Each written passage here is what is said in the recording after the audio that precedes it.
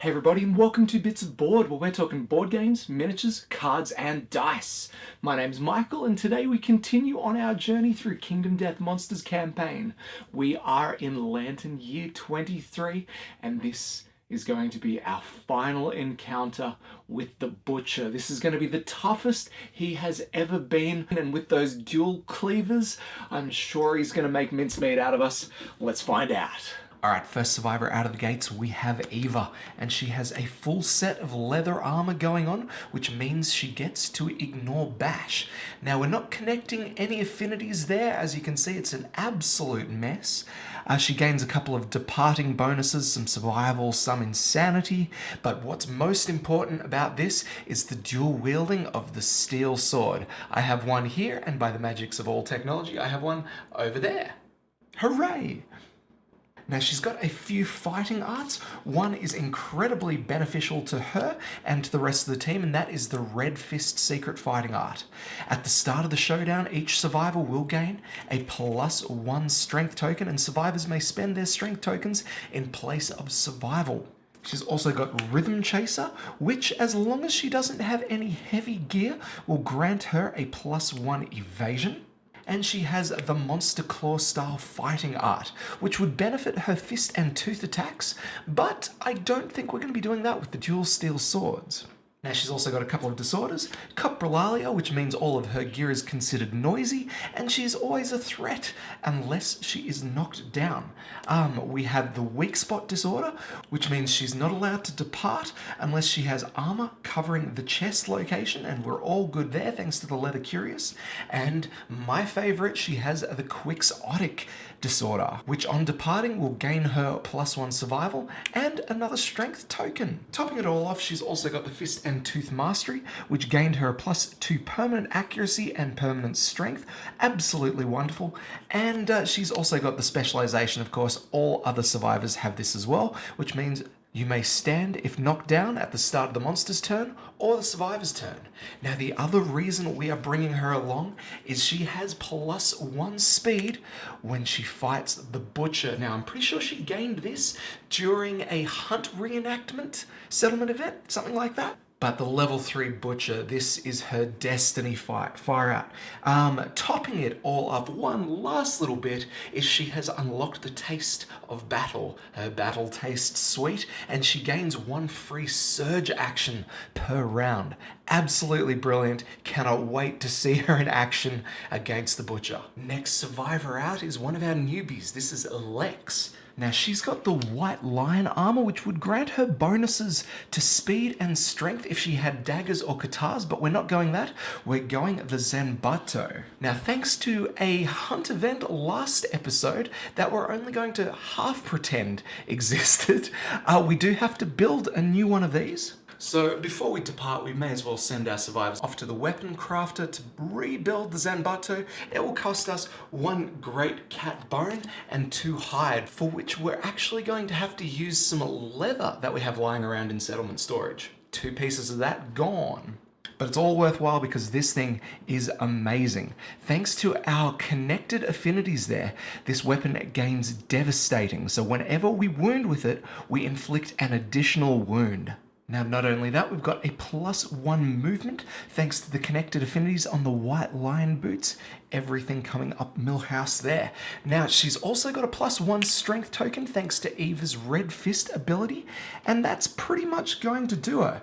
I guess the cherry on top is going to be her Unconscious Fighter fighting art, which means it takes 7 bleeding tokens to kill her instead of 5. This is going to give her plenty of survivability against the Butcher, who is renowned for inflicting bleeding wounds. For that reason, we're carrying the first aid kit out, which we can spend actions with removing bleeding tokens or negative attribute tokens from yourself or adjacent survivors. Oh yeah. Alright, so next one is a doozy. We have Null, who's working on his shield weapon proficiency, and for that reason, he's bringing the steel shield along. Now, while this is an absolutely wonderful defending item and a pretty decent weapon as far as shields go, it does drop his movement by 3 points. So I'm going to go ahead and chuck them there just for the moment. Now, it's not all bad news with this. Null has a wonderful ability, the Zero Presence Secret Fighting Art, which grants him a +1 strength whenever he's attacking the monster from the blind spot. Now, this combining with Eva's Red Fist ability makes sure he's got plenty of strength for the encounter. But that's not all. Thanks to the Zero Presence Fighting Art, whenever you attack a monster, you are always considered to be in its blind spot, which means whenever he's attacking, he gets that +1 strength and the +1 accuracy you get from attacking in the blind spot. I know, it's mental. Now, it can't all be good news here. We're going to offset a little bit of that with the Rageaholic disorder. Whenever you suffer a severe injury, also suffer the Frenzy brain trauma. Now, that might work in our favor at some stage, but we kind of want to avoid those severe injuries, right? Now, looking at the gear grid, I've obviously gone a little bit mad here, right? I originally had things set up with a little bit more survivability, but then I was like, where's our bow? And I'm sure we're going to be needing -1 evasion tokens on our monster. So I swapped out some of that survivability, well, for the arc bow and the clawhead arrow. Now, this works wonders for the affinities and stuff, but our game plan is to essentially jump out on the board, send off the clawhead arrow, and then close in for the attack. Now, there's some cool stuff going on thanks to the Phoenix armor. We do gain a really cool ability called the Charge ability, but that kind of stacks well with movement, and as you can see here, we don't have heaps of that going on. The good news is, though, the Phoenix armor comes with the Phoenix Greaves here. If insane, gain +2 movement, and Null, he's insane. Right now, he's sitting on 17 insanity, which will remove 2 of our -1 movement tokens for the time being. Now, there's a couple of departing bonuses, gaining some insanity with the gauntlet and the fault, but where this thing really shines is the Phoenix Helm. If insane at the start of the showdown, gain a +1 evasion token. Now, we can only do that, of course, if we've got the blue connected affinity and a red and a green affinity, but as you can see, we're doing all right there. And the last thing benefiting from that is the arc bow, gaining +2 range thanks to those connected affinities in the blue one over there. This is a pretty cool build, and I just hope it does the things that we want it to, right? Now, our last survivor out is Dis. There's his +1 strength token, thank you, Eva. And he's heading out with the Screaming Armor, which allows him to use the Skewer ability. Now, this is pretty cool, and I'm sure we'll see it in action, and it's going to combo very nicely with his dual-wielded Butcher's Cleavers. That's right, he's bringing the Butcher's own weapons up against him. Now, there's a couple of benefits to be seen with those, but we'll check that out if we can make it to the Aftermath phase. Now, despite the number of connected affinities we've got going on here, we're actually not going to be using anything. It's mainly just about those Butcher's Cleavers, a little bit of survivability, and that Skewer ability. Dis does have the Rhythm Chaser fighting art, and I think for the first time heading off for a showdown, he's actually going to gain the benefit of that evasion token. He and Eve are doing very nicely with this fighting art. Both of them, though, if they do get knocked down, they will lose the evasion token. But while they've got it, they've got it. Now, Dis, thanks to his current proficiency level with the axe, is going to gain the axe specialization. When attacking with an axe, if your wound attempt fails, you may ignore it and attempt to wound the selected hit location again, which is great, absolutely amazing. The catch is we can only use it once per attack, but I think one free reroll every attack, that's pretty cool. And lastly, he too has tasted death, and he tasted it sour. Sour death will allow Dis, if he is knocked down, to encourage himself back up. And if he does, he's going to gain an additional +1 strength token. Whew, all right. I think that's about it for all of our guys here, with just a few things I forgot to mention. Null carries with him the shield specialization, which will also grant him +1 armor for the shield in his gear grid. Eva, and all other survivors of course, will gain the specialization for the sword. This is thanks to, I believe, Freya. Yeah, I think she's a sword master. With this, she'll gain an ability when attacking with a sword. After drawing hit locations, make a wound attempt and then select a hit location to resolve with that attack. Very nice, and hopefully I remember to use it. And finally, benefiting absolutely everyone heading out today, we did roll pretty well on the shrine this lantern year, which means all of our survivors gain an additional armor when they head out. Whew, all right guys, that is it. Let's get the survivors on the board and start this showdown.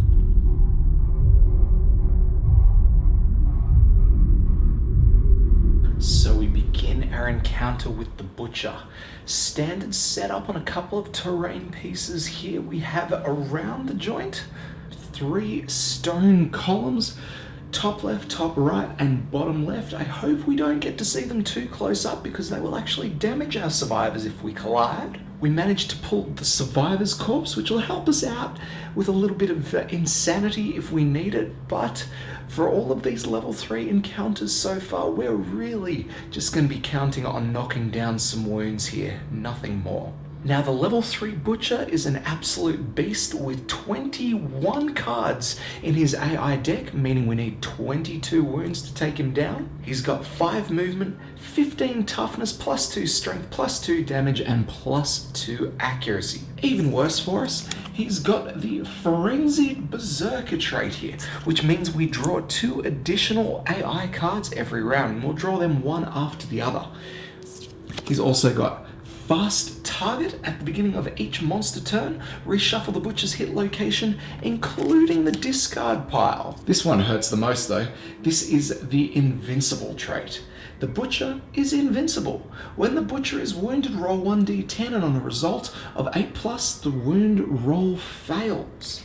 He's also got the indomitable trait, which makes it very near impossible to keep this man knocked down. And we have the dreaded trophies trait as well. When a survivor dies, place their miniature on this card. The monster gains the following bonuses for each miniature on dreaded trophies. We either add bleed, movement and speed tokens, or damage tokens, or all of them. Hopefully we don't get that bad though. Hopefully things don't get that bad though. Now I've also got 2 Arcanthus plants sitting out, and that's a special thanks to our Screaming Antelope armor. What is it? The Screaming Braces. We get to put 2 Arcanthus plants out if they're available. Alright. All that being said though, we are about ready to go. Now we're not going to be starting with the butcher. Our survivors are first in because we are defending our home. So, let's begin. Alright, let's begin this showdown, starting with Null. He has the arc bow, and he has 8 range with that thing, thanks to his affinities. 1, 2, 3, 4, 5, 6, 7, 8. The butcher is going to be in range here. Now this thing has a base hit value of 6+, but thanks to our natural accuracy and a +1 token, we're going to make this hit on 4s. 4s will make it.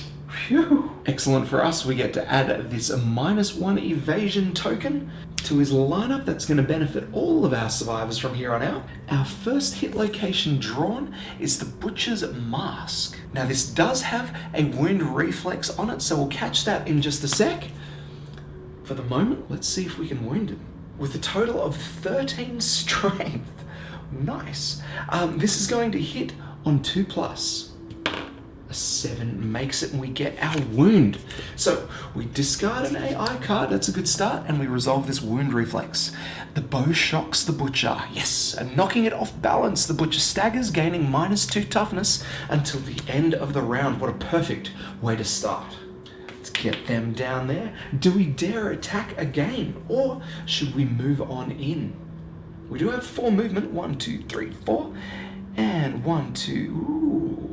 So we can move him in and attack with the shield, or we could surge and attack again with the bow. Yeah, let's do that.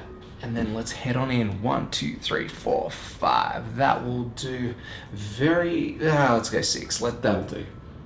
Let's zoom in and see what all the guys are doing. Ooh, I've just realized this is very dark. That's much better. I tried to go for like a twilight kind of nighttime look and feel, but it was just too dark. This'll do though.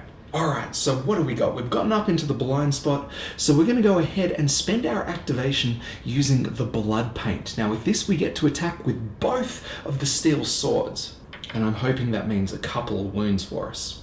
So it's 1 dice, and it's going to be hitting on 2+. Good stuff. Massive hit. Oh wow, this is awesome.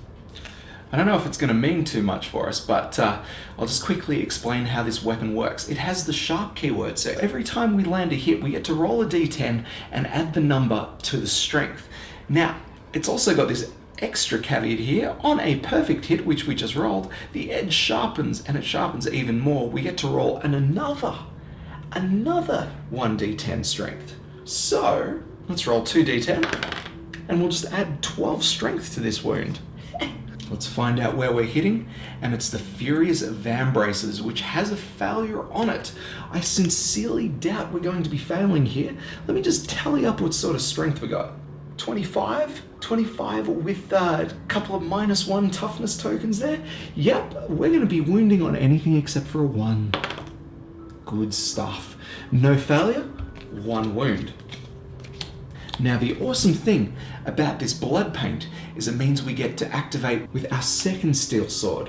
So let's go ahead and roll the hit with that one. 2, making it. Just barely. We're going for the Armored Pig Shoulders. Now, this is a super dense hit location. Oh. Now, if we were attacking with any frail weapons, they would become destroyed at the end of the attack. Now, thankfully, the steel swords are not frail. But now I'm scared for our Zanbato.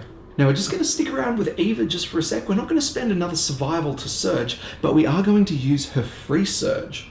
This time though, we can only attack with 1 of the swords. So we'll roll 2+. Oh, and a miss. Fine. I guess we will be surging here, guys. Very good. Not quite the perfect hit that we're used to here, but we do get another hit location. This time it's the Furious Breastplate. Now this is +2 toughness to this location. So I guess that kind of removes these from thought for the moment. And kind of don't want to roll a perfect wound here. We will firstly roll for our additional strength. 4. It's low, but it doesn't matter. We still just need the 2+. And it's a 5. That was a really weird roll. So that's a good wound for us. And we have 1 survivor left.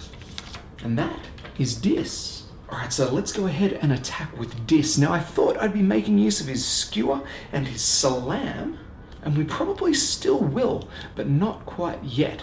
You see, if I actually went up there and slammed the butcher, we'd have to move him 1 space back, and he would land on Eva. It would be terrible.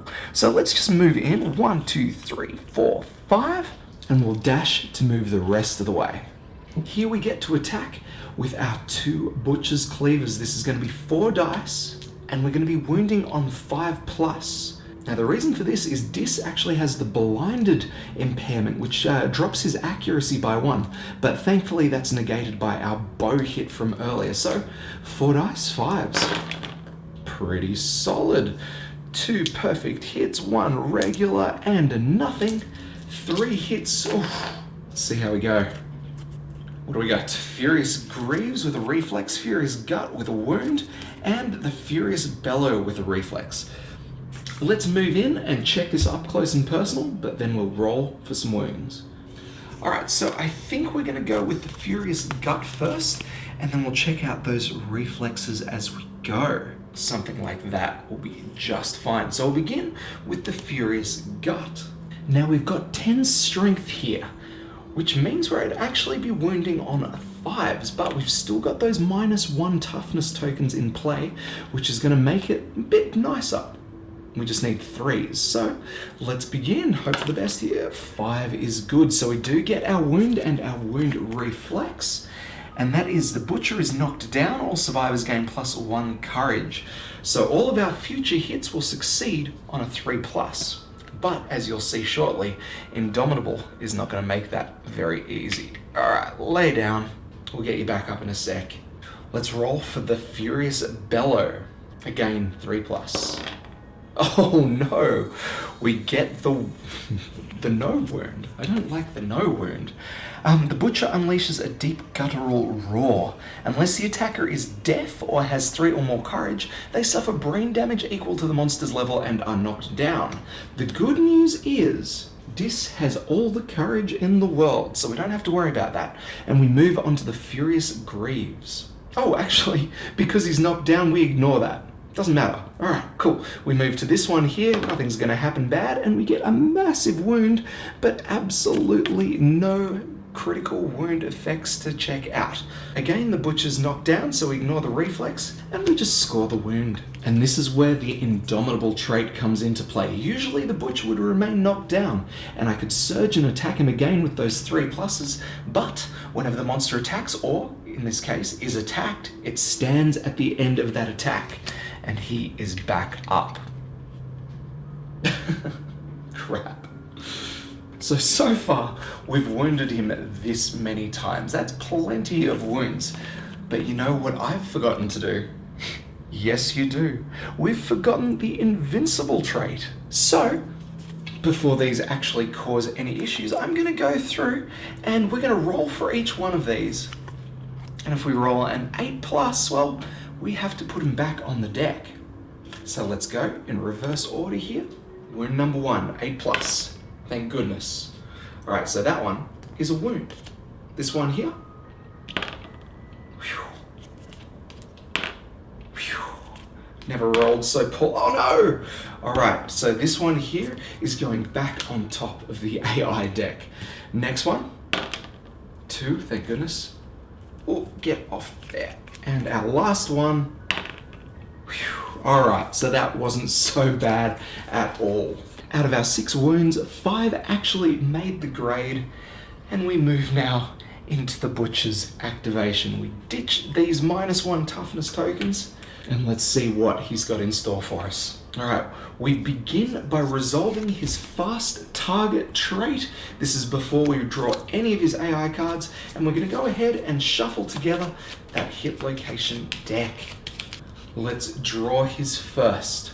We have Hugh. This is the closest threat facing. This is the closest threat facing. So that is either going to be Dis or Lex. Now this will be a speed 3 attack, hitting on 1s. Ooh. All right, Dis, let's see if you can take these ones. Now he's got 2 evasion, which will negate the +2 accuracy the butcher has. So this is just going to end up a 3+. Oh, 4+ because we have a token. I knew there was a reason we picked this here. Okay, 3 dice, 4+. 2 hits. No, 2 non-hits, 1 actual hit. So, thinking we can dodge this, but let's roll to see what it is. Oh, sorry, dude. It's going to be an arm hit, and this would be a total of 5 damage. You better believe we're going to dodge this one. Down to 6 survival we go. That's not it though, we've still got 2 more AI cards to go. Our next one here, Wild Carve. Again, closest threat facing. Let's give it to Dis. Yeah, let's give it to Dis. 4 dice, 5+. I like it. Not quite as good as our last attempt here, and we get 3 hits, and we've already spent our dodge. Let's find out where. Chest, head, and waist. So what's this going to be? A total of 3 damage for each location. Looks like we're going to have to take it and suffer some bleeding tokens as well. Now I actually always assume the worst with this one, but what happens with these after damage effects is we go through resolve the hit, resolve the damage, and then we gain, in this case, bleed, not per hit, but just 1 bleeding token. I always initially go 3 bleeding tokens, we're almost dead. Alas, we are doing okay. Of course, there is that next part of the card here. All survivors adjacent to the monster suffer 1 damage to a random hit location and gain 1 bleeding token. Well, that's going to be 3 of our survivors there. Don't know if I like that. We could go ahead and move them out of the way, but that would mean we have less dash to work with next round. I'm okay with that though, so let's go ahead and dash away here a little bit. Dis can drop off to the side. Lex and Eva, and we're all clear from another hit and a bleeding token. Good. That's not all though. Our butcher has 1 final AI card to draw, and what do we have? Oh no, backhand. No, this is terrible. Oh, we've just moved our survivors into this location. All right, All survivors in the impact zone get hit here. In clockwise order, attack each survivor in the impact zone. If there are no survivors in the impact zone, he will menace. Well, we have 3 of our 4 survivors there, and I am unhappy. It's going to be speed 3 and different accuracy for each guy. Let's begin with Dis. 3 dice, 5+. Oh, 3 hits. What is this? Let's find out where. We have head, chest, and arms this time. We have to take him. And with that, Dis suffers his first light wound at the chest location. After damage, he suffers a knockback 5 and bash. Well, looks like he's heading back 1, 2, 3, 4, 5 and is knocked down, standing right in front of Null there. Next up, we have Eva. Again, 3 dice, 5+. It's a little better, but not much. 2 hits. Arms and chest. We'll go ahead and dodge that chest hit, suffering 4 damage to the arms. She too will suffer knockback, but no bash thanks to her leather armor. She's gonna go off 1, 2, 3, 4, 5, just 1 space away from the board's edge up there. Lastly, we have Lex. This is gonna be 3 dice, 4+. Yeah, it's a 1. I'm calling that a 1. 3 and 2 hits. All right. Legs and waist. We'll dodge the waist one. We'll take the legs. And then 1, 2, 3, 4, 5. Bang, and knocked down as well. Very unhappy there. With the butcher's first turn over now, we move back into the survivor's activation. And thanks to our fist and tooth specialty that's shared by all survivors, we're actually going to have everybody stand up. Let's zoom out and get stuck into this. All right, I suppose we want to get Dis out of the way down here so we can get Null into the fight. And I think I have a plan. 1, 2, 3, 4, 5. Wonderful. We are going to make use of his slam and his skewer. We'll go ahead and use his movement activation 1, 2, 3, 4, 5 to move 5 spaces forward. At this point, we move on to our skewer. After you slam, spend an activation to move 1 space and activate a melee weapon with +2 strength. Now it has some extra bonuses if I'm doing this with a spear, but I'm not. So I'm going to go ahead and move 1 space and activate our axes with +2 strength. Yes. 4 dice. It's going to be 5+. Oh, no. Oh, okay. I thought that was an 8. No. We have just 2 hits, which is still pretty cool. Let's find out where. Oh, bloody hell. The cleaver and, oh no, a trap card. All right, let's zoom in and watch this craziness unfold. The butcher explodes in a burst of ferocity. We have a zone of malice. The attacker is doomed. All survivors in the zone of malice gain 1 bleeding token and suffer knockback 5. All right, 1, 2, 3, 4, 5. Off he goes. And then, we perform basic action targeting the attacker. All right, firstly, we hand over another bleeding token, and then our butcher turns to face, and we attack. For speed, this is going to be 5+. Just 2 hits, but still 2 hits. They are tough for us. Let's find out where. Head and legs. These are 3 damage hits apiece. And with that, Dis suffers a heavy wound to the head, which means we're rolling on the severe injury table. At the head location too, yikes. Let's roll. Big number. Very cool. We get a destroyed tooth. If we have 3 or more courage, you boldly spit the tooth out and gain +2 insanity. Otherwise, the blow sends you sprawling and you are knocked down. Tell you what, we do have that 3 courage, so +2 insanity it is. But the question is, now what? I think all of our survivors are far too far away to do anything right now. Let's find out. That is a pretty massive spread there. Let's just try and get everyone as close as possible. Let's go now. 1, 2, 3, 4. And 1, 2, 3, 4, 5, 6. We are going to be in range for an attack here. It will cost us a dash, but I think it's a good call. Let's spend our survival and load up with the arc bow. 1 dice, 3+. Good stuff. We are scraping by on these wounds today. Oh, firstly, let's shuffle the hit location deck. Wow. What do we get? We get the Furious Crown. This has a reflex on it. I like this one. I like this reflex. Now we have plenty of strength going on here, so this is going to wound on a 2+. Just as well. Cool. We'll discard an AI card, or we will possibly discard an AI card. Let's roll a dice. 8+. Good. Yeah, no, that's the good one. If we rolled an 8+, we wouldn't be wounding. Right. And then we get this reflex.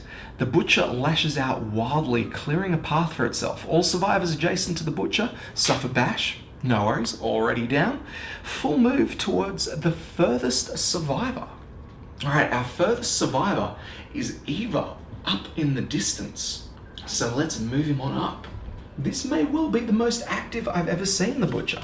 Full move is 5 movement for us, so 1, 2, 3, 4, 5. Now it's going to put us out of range a little bit for some other stuff, but maybe Eva might be able to get in there. 1, 2, 3, 4, 5, 6. Yeah, she is. So let's go ahead and activate with Eva. 6 movement. 1, 2, 3, 4, 5, 6. Now we can't sneak around the back, so 1, 2, 3, 4, 5, 6. Just up to the side here will be lovely. We'll use her activation on the blood paint, activating both our steel shields. We'll begin with the first one, hitting on 2+. 7 is good. Our hit location is the Armored Pig Shoulders, which is a super dense location. Again, if we had a frail weapon, we would worry a lot, but these are good weapons. So we're going to roll the dice and add D10 strength, 9 strength. That's going to make it a 2+ here for the wound. A 5 it is. Good stuff. Let's see if we really wound. Oh, yes we do. Man, this invincible trait is nerve-wracking. We move on to our second steel sword here, guys. 2+. We miss. Crap. Alright. Well, I'm thinking we better surge, and we'll attack for a 3rd time with the steel sword. 2+ for the wound. Man, we're rolling crappily today. We have the Furious Breastplate, excuse me. This is +2 toughness at this location. Let's add 1d10 strength. 6 strength is good. Of course, wounding on a 2+. A 9 back there. Now, we don't have any luck, I don't think, which is really good. So, that for us is potentially going to be a wound. Yes, it is. Alright, lastly, we've got to move Lex in there. 1, 2, 3, 4. Oh, we might actually be able to get in here. 1, 2, 3, 4, 5. 1, 2, 3, 4, 5. Oh my god, we can actually make it. It's going to be a dash for us, but that is okay. So we go 1, 2, 3, 4, 5. Spend the survival to dash. And in we go. 1, 2, 3, 4, 5. Beautiful. Let's get up there, see what's happening. Take that giant Zenbato. 1 dice, 4+. Yes! We get a hit at least. Let's find out where. This time we have something that's actually going to do some damage. The Furious Gut. Now this has a wound reflex on it. Not a bad one at that. What sort of strength have we got? Need a 3+ here. Yes, we get the wound. Now this is a big roll for us. We're going to see if this is actually a wound. We need under an 8, please. Yes, alright. So we discard 2 AI cards from the deck there. We resolve our reflex, or our wound reflex, yeah. The Butcher is knocked down, hooray! All survivors gain +1 courage, and of course we gain those benefits to him being knocked down. Then, that being the end of the attack, he's going to stand up, but that's alright. I actually forgot to give out our courage last time this happened. Null is passing his final courage milestone. Oh, let's just take a quick break from the Butcher and do that.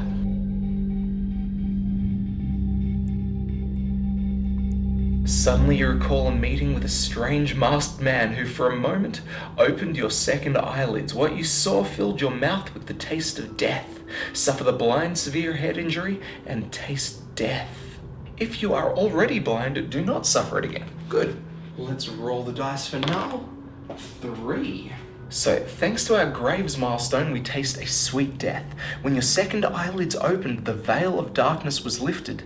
You recall looking to the sky and viewing the horizon of titanic faces. Each face is different and peers at a different part of your body. Death was upon you, and a strange sweet flavor whirled around in your mouth. Gain the weak spot disorder and the following ability, Sweet Battle. Once per round, you may surge without spending survival. If you do, the activation must be used to activate a weapon. Brilliant. Let's find out where our weak spot is. The waist. I would be worried about the waist too. Alright, cool. Now that we're up to date, getting another shot in with that Zanbato. 1 dice, 4+. Ooh, sorry Eva back there, but that is a 6. So that is good for us. We draw our hit location and it is an impervious location. The attacker's heart is frozen with dread. Attacker gains +1 insanity. Cool. Alright, that looks like it's it for our survivors there. We move into the Butcher's activation. Activation. Get it? Ah. Alright, first off, we shuffle up his hit location deck. And we draw the first of his 3 AI cards. First up, we have a mood. Forbidden Light. When this comes into play, draw an AI card. Draw that, put that there. What happens with this one? When a survivor ends their act in the light radius, they gain a -1 strength token. At the end of each monster turn, place a token on Forbidden Light. If Forbidden Light has 5 or more tokens discarded, and all -1 strength tokens gained from Forbidden Light. So this is a mood. We remove it from the AI deck. Let's resolve this next one here. Infinite Kick. Brutal. Closest threat facing. Alright, that could be Eva or it could be Lex. And they're going to get a kick. Very hard kick. Alright. I think it's going to have to be Eva. Lex just doesn't have the armor here. Okay. So we turn to face. It's going to be 4 speed. Hitting on 5s. Wow. 3 hits there. I don't like that. Let's find out where. 2 to the chest, 1 to the head. Ow! Look, we're going to have to dodge one of... Ooh, I don't know. Yeah, we'll dodge a chest one. So let's get that out of the way. Lose a survival. And this is a 3 damage hit for each one of those. It's okay, we are still alive here. Our after damage effect is going to be target suffers a knockback 5 and gains the priority target token. Crap. Alright, so Eva's up against the board edge. She gains the priority target. There she is up there, totally not happy. The remainder of this card is that we now draw an AI card. Oh, this one is Bite. Closest threat facing. Sorry, it's gonna be Eva. Crap. Alright, so we move him up. 4 speed, 5+. Alright, 3 hits there. Oh. Head, arms, and waist. Ah. Now there's actually no damage for this one. Unfortunately though, the target will suffer 1 random head injury. So that means we're off to the severe injury table. Let's roll for Eva. 6. Alright, so this isn't great. You won't hear it coming. Deaf. Suffer -1 permanent evasion. This injury is permanent and can be recorded once. Gain 1 bleeding token. So she's partially blind and now deaf. Very brutal.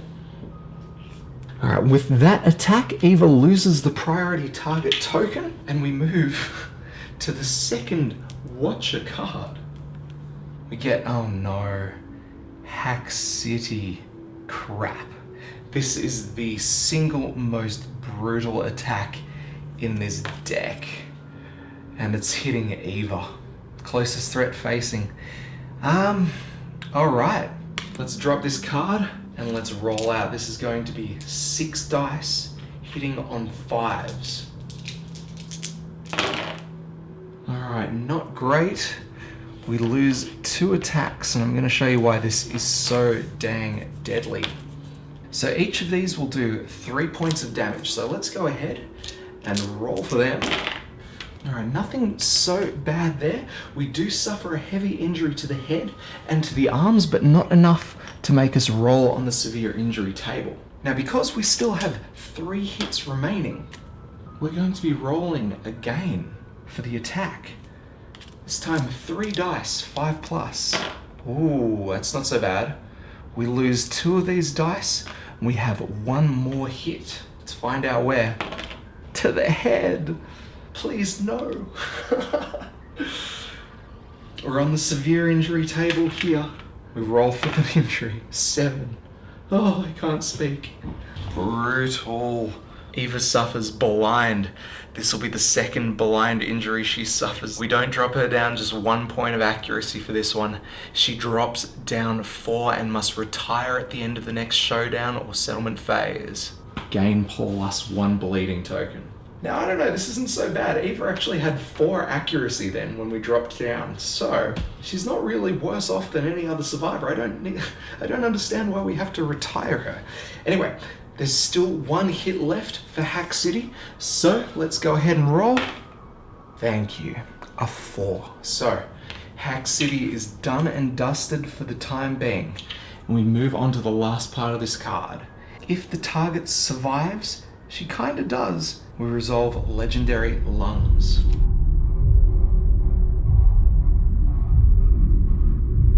Alright guys, so there's a chance that we can learn something here.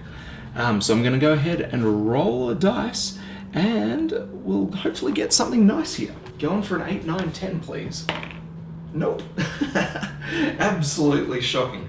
Sadly, your mind is simply adrift, lost somewhere between physical pain and the fear of further punishment, or having your eyes torn out.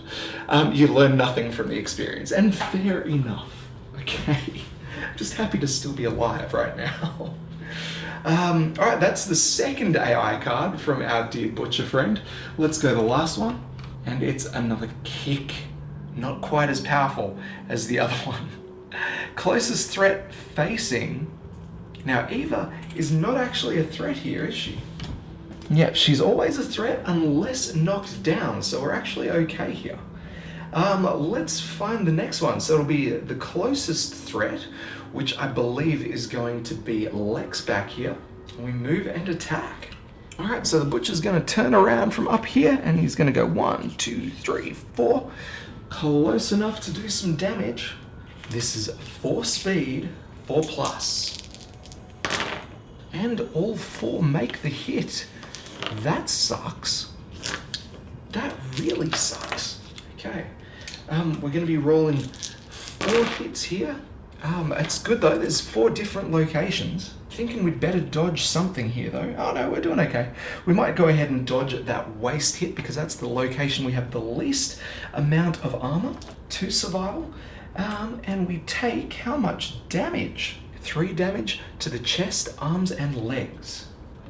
Our target here suffers a knockback 5 and gains the priority target token. And then the butcher, he is going to pursue with a basic action.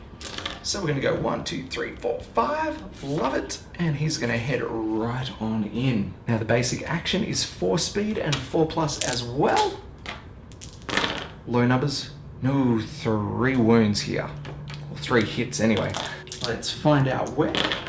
Chest, chest, and legs. 3 damage apiece. And Lex suffers a severe injury at the chest location.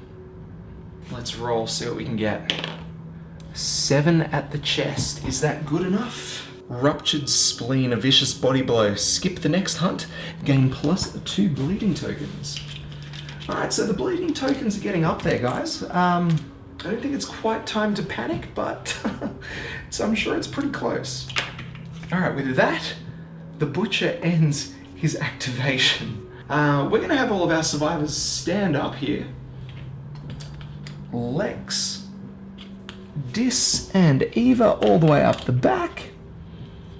Let's see if we can do some damage, huh? Alright, let's begin with Null here. We're going to move him 1, 2, 3, just up beside the butcher here, and we're going to attack with his shield. It's going to be 1 dice. Come on, come on, come on. 5, good enough. We draw our hit location, and it is the Furious Bellow. This has a reflex on it, so let's see if we can wound. We just need 2+ here. Just as well. And let's see if that's an actual wound. Yes, it is. All right. Discard the hit location and an AI card. Now, I feel like we'd better surge so we can go again. Another 4+. An 8 will do. And we get Furious Greaves. Now, this has a reflex on it. Again, we'll see if we can wound. 2+. Yeah. So, let's see if it's an actual wound. Yes, it is. Good. So the reflex is full move towards the attacker. Don't move if already adjacent. Lovely. Okay. So we're not going to finish with null in that spot. We're actually going to dash away. 1, 2, 3, 4. And we'll go 1, 2, 3, 4. How's that? The reason we're doing that is we don't want to fire off the Butcher's Forbidden Light mood. Next up, I believe we'll move into Lex's activation, and we're going to go ahead and go 1, 2, 3, 4, 5. 1, 2, 3, 4, 5. Yep, beautiful. Jump in that blind spot up there and attack with the Zanbato. 1 dice, 4+. 8 is good. Where are we hitting? The Furious Gut. Now this has a wound reflex, which is a solid one all around. Let's see if we can wound it. 3+. Yes. All right, do we actually wound though? Yes, but just barely. Cool. So we're going to discard 2 AI cards, and we clear out his deck here. So we're going to shuffle up the AI discard and drop a second one of those out of the way. Then we resolve the wound reflex here, or the Butcher is knocked down. Great, he'll stand back up in just a sec. All survivors gain +1 courage. Cool. Lex is going to surge now. Another 4+. No, good. All right, we waste that survival, dang. All right, Dis, what have you got up here? Let's go 1, 2, 3, 4, 5, like that. And then we'll dash so we can run in with his, what's it called? Slam ability. Suppose it doesn't really matter as long as we get there. You know what? Sorry, guys and gals. I'm just gonna duck back in time for a mini moment. I've forgotten to use the Horripilation card. Again, I've got to get used to using this thing. This card essentially allows us to use special powers throughout the game. And we only really have access to one at the moment, adding a dice to one of our attack rolls. Now, I'm not gonna go back in time all the way, but the dice started with Dis and then moved away along the line. So it went Dis, Eva, and to Lex. Now, Lex would have it at the beginning of the 3rd activation, which is this one here, I do believe. So I'm going to go ahead and roll just one more attack with that Zanbato. Usually I wouldn't do this, but in this case, I think we need every little bit of help we can get. So this is in addition to any attack roll that we had before. This is going to be 1 dice, 4+, okay? Okay. It's a 7, so it's a hit. And it is the Furious Breastplate, +2 toughness location, and we don't want to roll lanterns here, so we are going to need 5+ to wound. Okay, we get a 7, so that we're so close to wounding here. I am going to roll for that 8+ save for the Butcher, and a 2 he does not save. Okay, sorry guys. We move back into Dis's turn, and we're going to activate his Butcher's Cleavers. This is going to be 4 dice, 5+.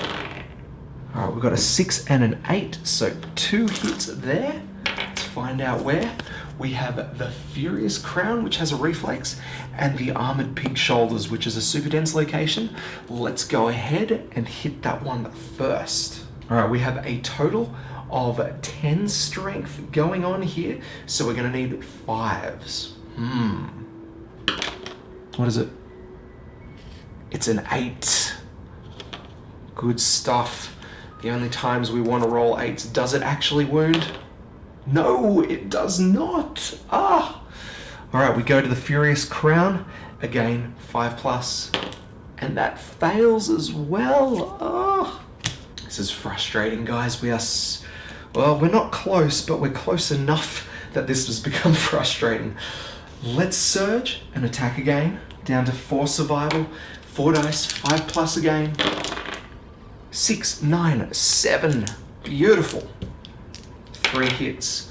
We get the Cleaver, an impervious location, the Furious Gauntlet, and the Furious Shoulder, which has a zone of death, which I don't like.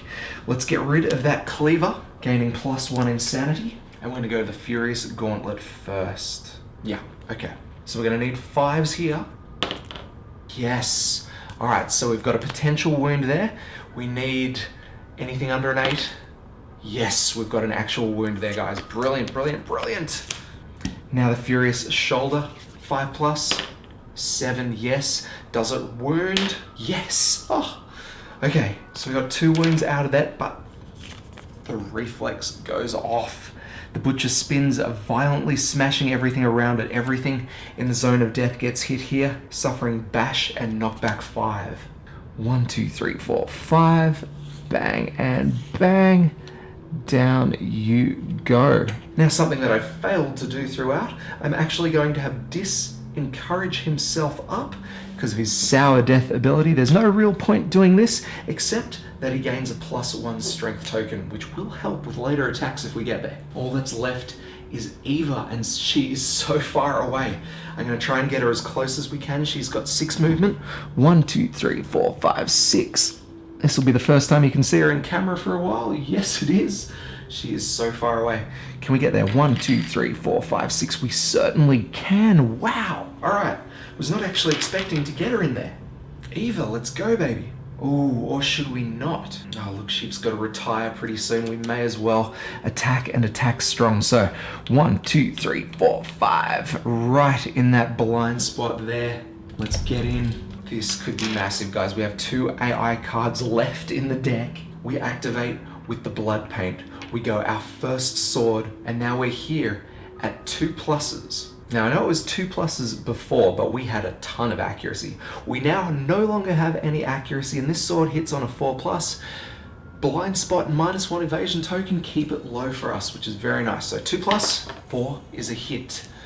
Where are we hitting? The Furious Vambraces. This has a failure on it. Let's roll to add additional strength. Just 2 points. We have 15 anyway. This is going to hit. This is going to wound. This is going to wound on a 2+. Yes. All right. Potential wound here, guys. No! Oh! No good. We go with the second steel sword now. It's a hit. And it's the Cleaver. Oh, +1 insanity. You know what? We've only got a couple of cards left in the hit location deck, so we're going to call it there. That was risky enough as is. We move into the Butcher's activation. Firstly, we shuffle his hit location cards up, and we draw his AI card. Number 1, we have Bite. Closest threat facing, or closest threat, it is going to be Eva. So he turns around, and this is going to be where we get our attacks in. All of our survival actions reset now that it's the monster's turn, and we have a break in the flow. That means we're going to have survivors hopefully take this thing down. We begin with Eva. We'll spend a point of her survival, bringing her down to 2. And we activate the swords with the Blood Paint. This is going to be 2 attacks for us. 1 dice, 2+. 6, we've got a hit. Bang. Furious Greaves. It has a reflex on it. Let's see how much strength we add. 7 points of strength. 2+, guys. Yes, sir. All right, under an 8, under an 8. Yes, an actual wound. Okay, that leaves us without any... Whoa. That leaves us without any AI cards in the deck. I still imagine we've got to do 2 wounds here to kill him. We attack with the second sword. It hits. We hit the Furious Gut. This has a wound reflex on it. We add 2 strength. Okay, 2+ for the wound. Come on, come on, come on. Yes. All right, we roll the dice. Anything under an 8? Yes. And that is potentially our last wound here, guys. So at this point, the Butcher has the Bite card out. And we've done our final wound to the AI card. I can't actually discard any more AI cards. Now, I don't know if that means this one goes, or if he's dead, I can't tell. So, I'm just gonna leave that there and I'm gonna just double check the internet. All right, so it looks like that is it for him, but I just want to be double sure, and I'm going to dash in with null 1, 2, 3, 4 right in front of the butcher here, and we'll attack with that shield. 1 dice 4+. Yes, big hit. Hit location aplenty, furious breastplate. Now this is a +2 toughness location, 13 strength in total, 2+, no 4+ because of the +2 toughness, 4+, 4+. Can you see that? 6, yeah, and under an 8, and we're good. Okay, so I feel like, as niggly as that was, we have accounted for this card as a wound, and we've taken down the butcher. I'm a little bit scared. Okay, it might be a little bit too late for me here, guys, but I'm knackered. I think we've done it. Let's gather our survivors around and carry out the aftermath, and then I get to take a nap. Alright guys, here we have the dream team as they are, having finally defeated a level 3 butcher. It was certainly a massive fight, and we had our fair share of severe injuries and a couple of scares with the rolls there. Poor Eva, forced to retire, double blind, and deaf. I don't know, man. What a hero. So we move into the aftermath, and our survivors are going to gain 1 hunt XP and 1 weapon proficiency level each, unless we want to take monster level axe weapon proficiency. And with Dis 3 points away, you better believe we're going to be doing that. Dis, the legend that he is, gains his 5th age milestone, and we unlock the axe weapon mastery. When an axe master wounds a monster with an axe at a location with a persistent injury, that wound becomes a critical wound. Hectic. All survivors gain the axe specialization in addition to this, which is a brilliant specialization, but you do have to be using the axe to make it work. Let's go ahead and roll for his milestone, enhanced senses. We roll 2 dice. We get a 9 and a 10. Oh, how disappointing. Draw 2 random fighting arts and gain 1. Alright, so we get Combo Master and Berserker. I'm thinking Combo Master here, guys. We're going to be rolling lots of dice with those dual axes, and I certainly wouldn't mind rolling even more with that thing. Okay, let's move to the next one. Lastly, we gain some rewards. So we roll 1 d10 and add the butcher's level to the result, and we gain any of these rewards here. Let's keep you because you gave us a 10. An 8, just as good-ish. Wicked. So we gain a 3rd Butcher's Cleaver rare gear, 1d5 Broken Lantern resources, and a hunk of living flesh, which we may use to regrow 1 dismembered limb right now only. How many scrap is that? That is going to be 5 Broken Lanterns. Well done. I don't think anyone's got a dismembered arm out here today. We could probably try and grow Eva's ears back, or maybe an eye, but I don't think so. Lastly, we have this last little bit here. When a level 3+ butcher is defeated, we roll 1d10, and on a 4+, come on. Yes! We nominate a survivor. The survivor cuts off their own face and fashions it into a mask. Gain the Forsaker Mask rare gear. You may gain this benefit once per campaign. Brilliant. Eva, your legacy and your face will always live on. You may be retired now, you may be blind and deaf, but your face will lead the charge into many other encounters, I'm sure. Let's take a look at this gear. Alright, so this bad boy is a unique, irreplaceable accessory. And it's the face of our survivor. Of course it's unique. During the aftermath, you run off into the darkness, never to be seen again. Oh, during the settlement phase, you may archive this item to build the Mask Maker location. I don't know if I love this thing. I don't think this is going to see any battle for us. It's just 2 points of armor for the head, and if we send a survivor out with it, they run off. There's got to be something more to this one. But we may archive it to gain the Mask Maker. Again, we've met this guy so many times that who knows if that's worthwhile. Alright. That's it, guys.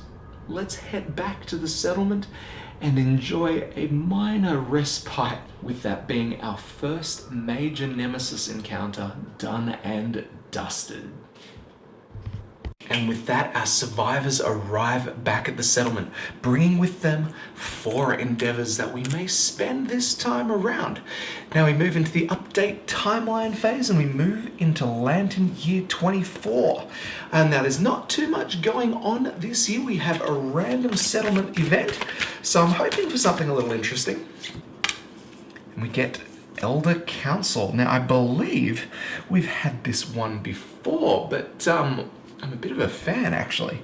So, the elders of the settlement gather to reminisce over their hard-won scars, count the total number of hunt XP amongst all survivors, add the bonuses, and consult the table. That's probably only fitting with Eva retiring this Lantern year.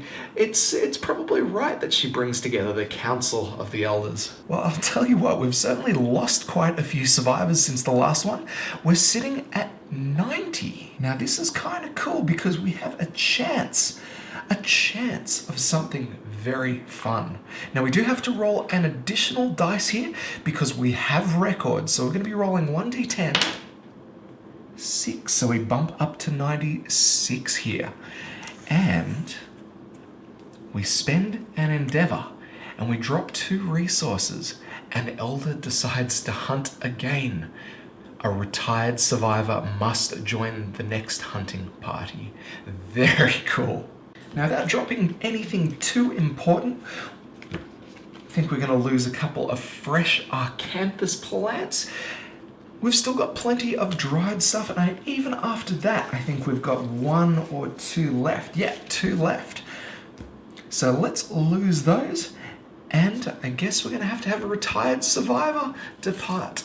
Now, I'll wait till next week to figure out who that's going to be, but you don't really get points for guessing the right answer. All right, with the Elder Council out of the way, we move into the rest of it. No deaths, and we move into the development phase. Now, I don't think there's too much I actually want to do this development. Except we have a ton of iron now. Let me figure out how much we got here. But we do have an impressive haul. 15 pieces, and that's not even including the 3 scrap and 5 broken lantern we have sitting next to it. I think that's probably going to help inform our choices this round. Now we're going to hit scrap smelting first, so we'll just send a survivor over there. We're going to roll the dice and really hope for the 10 because we kind of want to turn all of our scrap into iron. But I'll settle for a 3 to 9. That's just teasing. I'll take that 9. So we're going to turn 3 of our scrap into 1 iron. Doing very nicely there. Now, I'm not sure what we want to do with those 2 just yet. I mean, we should probably make some use of this Forsaker mask, right? Now, this thing is just a little bit disappointing knowing what I know from the first Kingdom Death release. This one here, it's got a useless ability and a pretty decent ability. Now we're going to go ahead and use that, but I just thought I'd take a moment to show off the 1.0 Forsaker mask. See this bad boy? At the start of your act, if insane, gain +1 activation. This is amazing. This is disappointing, but that's okay. We're going to cash that in. We don't need face armor. We need a mask salesman. All right, sorry. Mask maker, not the mask salesman, because he's making them for us now, not selling them. Now this is a very cool location, and not only may we build these, I don't know how incredible they are. We've only really used that antelope mask a couple of times, and I think maybe one other. But now we have a chance to build some of the ones we've missed out on throughout the time. I believe the man mask and the death mask are the 2 that we need. Or to complete the collection. I don't know how good they are yet. Now, the Death Mask, that's going to cost us a population, 6 bone, 4 organ. The Man Mask, 1 skull, 6 bone, 4 organ. These are things that we just don't... We might be able to pull off the bone, but I don't know if we've got the organ yet. I'm pretty sure we're saving that for something. Anyway, that's not important. What is important is this bottom section here. The legendary monsters. A departing survivor with a mask in their gear grid may lead their hunting party to a legendary monster. Now, rules for these monsters are found in the legendary monster story event, so if we decide to do such crazy things, we can go there.